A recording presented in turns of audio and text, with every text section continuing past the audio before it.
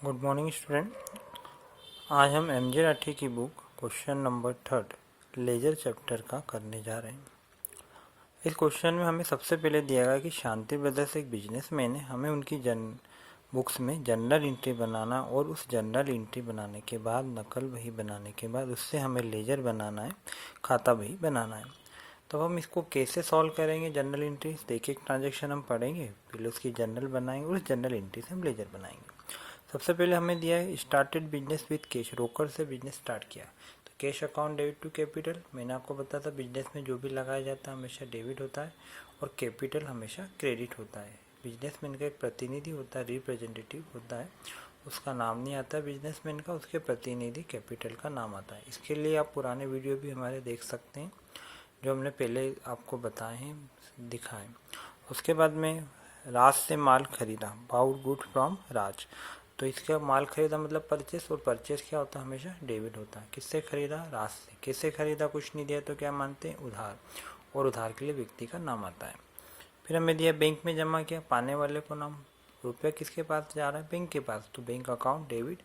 और rule number 2, debit what comes in, जो आता है उसे डेबिट करो, जो जाता है उसको क्रेडिट करो। Bank account debit to cash account. फिर उसके बाद में 15 तारीख को हमें दिया है मार्च 15 को नगद माल खरीदा। खरीदा मीन्स परचेस, तो ये परचेस की जगह फिक्स होती है, चाहे हमने यहाँ उधार खरीदा हो या हमने यहाँ नगद खरीदा हो। तो यहाँ भी परचेस डेबिट हो रहा है, यहाँ भी परचेस हमारा डेबिट हो रहा है। नगद खरीदा तो टू कैश, उधार के लिए व्यक्ति का नाम आता है और नगद के लिए कैश आता है। फिर उसके बाद हमें नगद दिया है नगद माल बेचा, तो cash account debit to sales account. जैसे परचेस की जगह फिक्स होती है कि डेबिट होता है, उसी प्रकार सेल्स की जगह फिक्स होती है कि हमेशा क्रेडिट होता है। क्यों? क्योंकि सेल हमारी इनकम है। Rule number 3, all income will be credited. तो कैश अकाउंट डेबिट, माल बेचा तो रुपया आया, cash account debit to sales account. उसके बाद में हमें दिया है राज को पेमेंट किया, तो राज debit to cash account.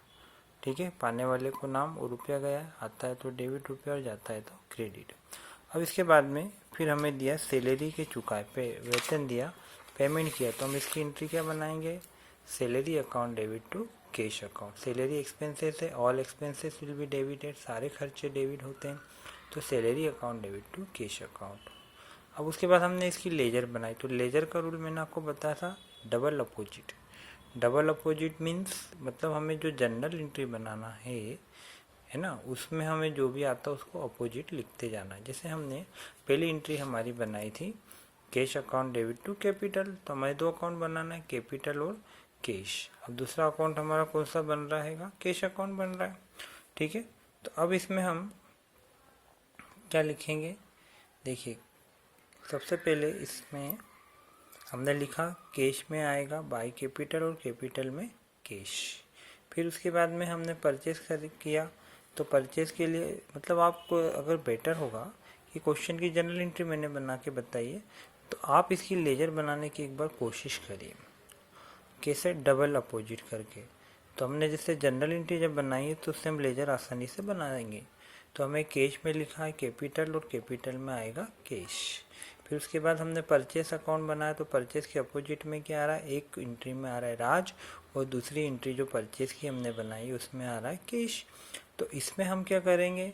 Purchase के अपोजिट में क्या आ रहा है? राज और कैश, तो दोनों क्या हो रहे हैं जनरल एंट्री में? पहला अपोजिट देखा, एक में राज और एक में कैश है, तो उसमें जब दोनों जनरल एंट्री में क्रेडिट हो रहे तो लेजर में डेबिट हो जाएंगे। मैंने कल एक वीडियो में आपको बताया था ऐसा, आप चाहो तो वीडियो एक बार उसे फिर से देख सकते हो। अब उसके बाद में फिर हमें दिया है राज, तो राज से हमने 2 बार लेन देन करा, एक बार माल खरीदा है और दूसरी बार हमने उसको पैसे चुकाए। तो माल खरीदा, परचेस अकाउंट डेबिट टू राज, तो राज के अपोजिट में क्या आ रहा है? परचेस। परचेस हो रहा है डेबिट, तो लेजर में क्या हो जाएगा? Credit by purchase. फिर हमने राज को चुकाए हैं पैसे, ठीक है, तो पाने वाले को नाम राज डेबिट टू कैश, तो राज के अपोजिट में क्या आ रहा है? कैश, और जनरल एंट्री में हो रहा है क्रेडिट, तो लेजर में हो गया ये डेबिट। फिर हमारा अगला अकाउंट बना बैंक अकाउंट। ठीक है, तो बैंक के अपोजिट हमने बैंक में पैसा जमा करा, तो bank account debit to cash account. तो बैंक के अपोजिट में क्या आ रहा है हमारे पास? कैश। तो बैंक में एंट्री करना तो हम बैंक शब्द यूज़ नहीं करेंगे, या जिस अकाउंट में एंट्री करना, चाहे वो कैपिटल हो, चाहे वो परचेस हो, चाहे राज हो या बैंक हो, तो हम उसमें ये इसका इस्तेमाल नहीं करते हैं। जो अकाउंट बनाया जाता है वो शब्द इसमें नहीं आता। जैसे यहाँ बैंक अकाउंट बना रहे तो यहाँ पर अंदर बैंक शब्द में लिखने की ज़रूरत नहीं है। तो बैंक के अपोजिट में क्या आ रहा है, कैश, पहला अपोजिट। कैश क्या हो रहा है, जनरल एंट्री में क्रेडिट, तो इसमें हो गया ये डेबिट। फिर उसके बाद हमें दिया गया है सैलरी दी, तो सैलरी सेल्स, माल बेचा, तो हमने माल बेचा मतलब cash account debit to sales. तो कैश के सेल्स के अपोजिट में क्या आ रहा है, कैश, कैश क्या हो रहा है, डेबिट, तो इसमें कर दिया हमने क्रेडिट। अब उसके बाद में सैलरी दी, तो salary account debit to cash, तो कैश के अपोजिट में क्या आ रहा है, सैलरी के अपोजिट में क्या आ रहा है, कैश, कैश हो रहा है क्रेडिट, तो इसमें ठीक है। तो इसमें अपन ने कैश को क्या कर देंगे, डेबिट कर देंगे। कैश उसमें हो रहा है डेबिट, तो इसमें क्रेडिट कर दिया अपन ने, ठीक है। तो एक बार आप इसको बनाने की प्रैक्टिस कर लीजिए, तो उससे और अच्छे से क्लियर हो जाएगा। मैं आज एक और वीडियो डाल रहा हूँ, उसमें आपको लेजर का बेसिक रूल्स दिए। अभी जो हमने क्वेश्चन सॉल्व किया ना, इसमें एक चीज़ और अभी बाकी है, ठीक है। तो वो हम वीडियो देखेंगे, आपको मैंने जो वीडियो डाला है, और उस वीडियो को देखने के बाद आप उस चीज़ को जो एक बाकी रह गया है, इसमें बैलेंसिंग करना, शेष निकालना, तो उसको आप अच्छे से समझ सकते हैं।